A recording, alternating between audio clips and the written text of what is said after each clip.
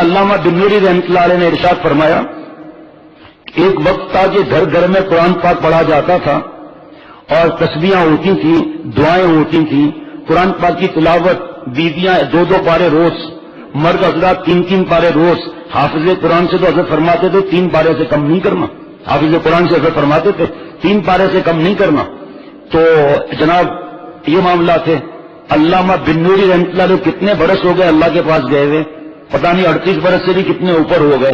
اس وقت حضرت نے فرمایا تھا کہ آج اس قرآن پاک کی تلاوت، ذکر اور نوافل کی جگہ نعوذ باللہ اخبارات، رسائل، ڈائجسٹ، فوش اور ٹی وی نے اس کی جگہ لے لی ہے. اب اور ترقی کر دی حرام کام کے اندر.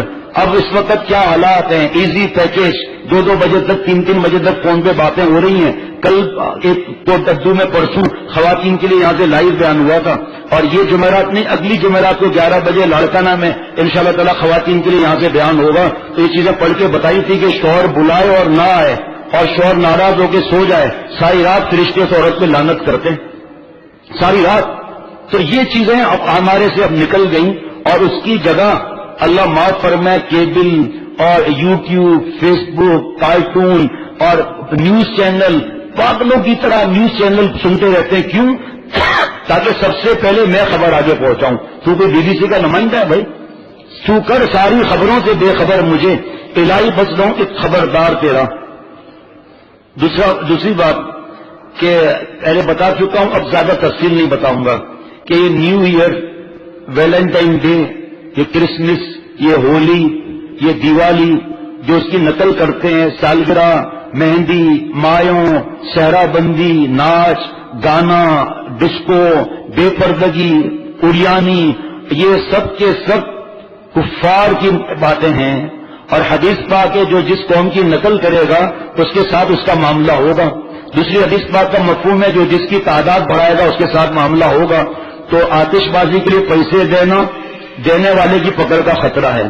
اور بعض لوگ ان گناہوں میں نہیں ہوتے لیکن اپنے بچوں کو لے کر چھتوں پر یا روڈوں پر جا کر فائر ورکس دیکھتے ہیں. ذرا دوست کو اٹھا لینا، ذرا یہ سامنے دوست بیٹھے ہیں ان کو اٹھا لینا ذرا.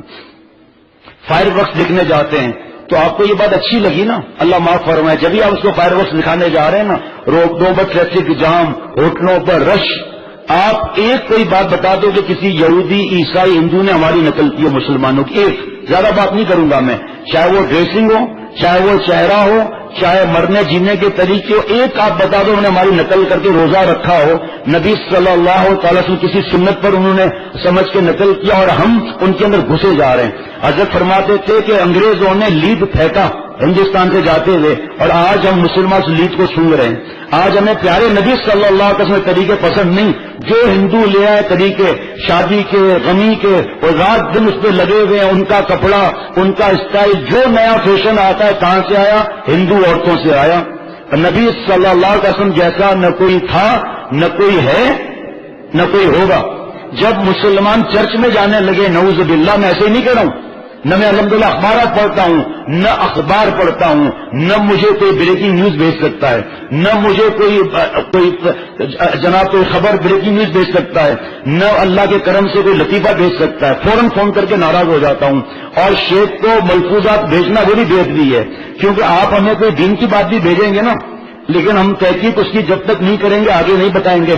تو آپ اپنے شیخ کو تحقیق میں لگانا چاہتے ہو، آپ چاہے کتنا بھی کوئی ہو اور لکھ بھی دے، ہمارے اتنے تجربے ہیں کہ ہم نے تحقیق کرائی تو وہ حدیث پاک کے اندر وہ تھا ہی نہیں، وہ جلد نمبر بھی نہیں، وہ صفحہ نمبر بھی نہیں.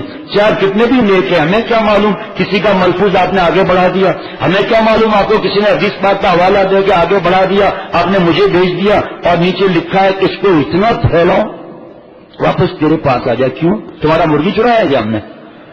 اتنا پھیلاؤ کہ تمہارا اور کوئی کام ہی نہیں ہے. اتنا میں اپنی تلاوت صحیح کر لوں، اتنا میں قاری صاحب سے کہوں میرے ایک رکوع اور سن لیجئے، میں درود شریف کی تسبیح پڑھ لوں. آج جمعرات ہے، چھوٹا درود شریف میرے شیخ نے فرمایا تھا، کچھ شیخ نے اجازت دی تھی، صحت دیکھ کر ایک تسبیح اور پڑھ لوں، جمعے کی رات ہے. جمعے کے دن میں کیوں مسائل کے پیچھے لگوں، ان کے پیچھے چیکنگ کروں؟ میں مغرب سے پہلے آ کر مسجد میں بیٹھ کر دعا نہ مانگوں؟ کیونکہ جمعے کے دن مغرب سے پہلے دعا قبول ہوتی ہے۔ اپنے ماں بہن بہو بیٹی کو کہہ کے بچوں کو بٹھاؤ، 10 منٹ باقی ہے مغرب میں، جان نماز میں بٹھاؤ، منہ ہاتھ اٹھواؤ اور کہو میرے پوتے سے کہ پوتا دعا کر کے اللہ ہمارے بوڑھے دادا کو معاف کر دے۔ پوتے کو نوازے کو بٹھاؤ کہ اپنے نانا کے لیے دعا کرو کہ اللہ ہمارے بوڑھے نانا کو معاف کر دے۔ کیا ڈر کا ماحول ہوگا؟ اور یہاں مغرب کی اذانیں ہو رہی ہیں اور فلمیں اور گانے چل رہے ہیں۔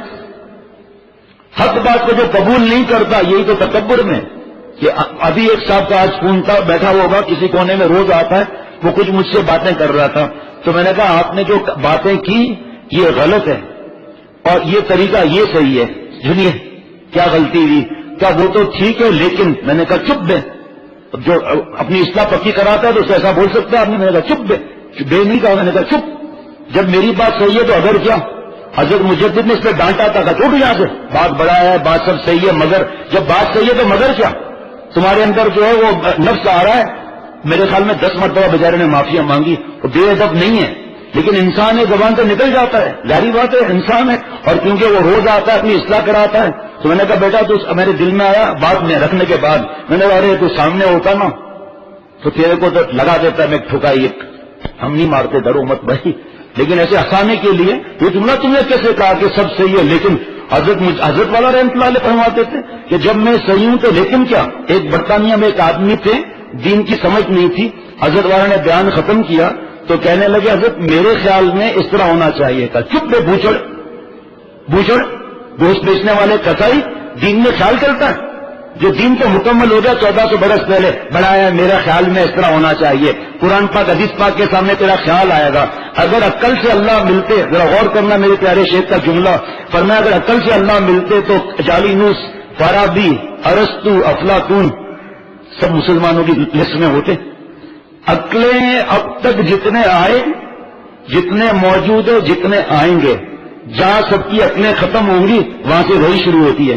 اے اللہ تو دل میں تو آتا ہے سمجھ نہیں آتا، اے اللہ تو دل میں تو آتا ہے سمجھ نہیں آتا، میں جان گیا تیری پہچان یہ ہوئی ہے۔ یہ سوچنا کہ فائر ورکس کرائیں، شب برات میں پٹاخے کے پیسے دے دیے تو کیا جس کو اذیت پہنچے گی، پٹاخہ پھوڑنے والے کو اور پیسہ دینے والے دونوں کے پکڑ کا خطرہ ہے۔ کہ ایک مسلمان ہے بیچارہ ہل گیا، یہ نواب صاحب بیٹھا ہوا ہے، پوتا صاحب بہت چھوٹا تھا یہ، تو رات کے 12 بجے اچانک فائرنگ شروع ہو گئی نیو ایئر کی، میں باہر دوستوں کے ساتھ بات کر رہا تھا دین کی، تو ایسی گھر سے چیخ کی آواز آئی جیسے کسی کا دل پھٹ گیا ہو، اور فوراً میں بھاگا اندر، ہونٹ نیلے، اکیلے کھڑا تھا، چھوٹا بچہ تھا، اور ایسے کانپ رہا تھا، جلدی سے گلے لگا کر باتوں میں لگا کر کمرے کے اندر میں لے گیا۔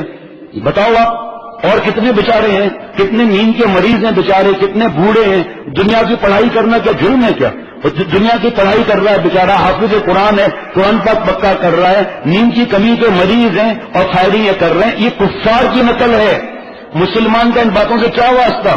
اس لیے ہٹ بک کرائے جاتے ہیں، فارم ہاؤس بک کرائے جاتے ہیں کہ ہر سال کوئی نہ کوئی سختی ہوتی ہے، جاؤ شہر سے باہر نکال کر لڑکے لڑکیاں جائیں، اور جب ہمارا ایمان یہ ہو جائے کہ اسلامی ایک ملک کے اندر کرسمس ٹری اتنا بڑا بنایا جا رہا ہے، پورے دنیا کا ورلڈ ریکارڈ نعوذ باللہ، اور مسلمان ملک کے اندر جوان بیٹیاں یہاں سے بغیر محرم کے، چاہے محرم بھی ہو، 500 600 700 ڈالر کا ایک رات کا کمرہ، اور جو $35 میں بھی کوئی نہیں پوچھتا تھا، اور 6 7 راتیں، بتاؤ کتنے لاکھ روپے ہو گئے بے حیائی اریانی فحاشی دیکھنے کے لیے اور بدماشیاں کرنے کے لیے۔ تو اسی لیے تو پھر ہمیں سکون چین بھی نہیں ملتا، اس کا خیال رہے۔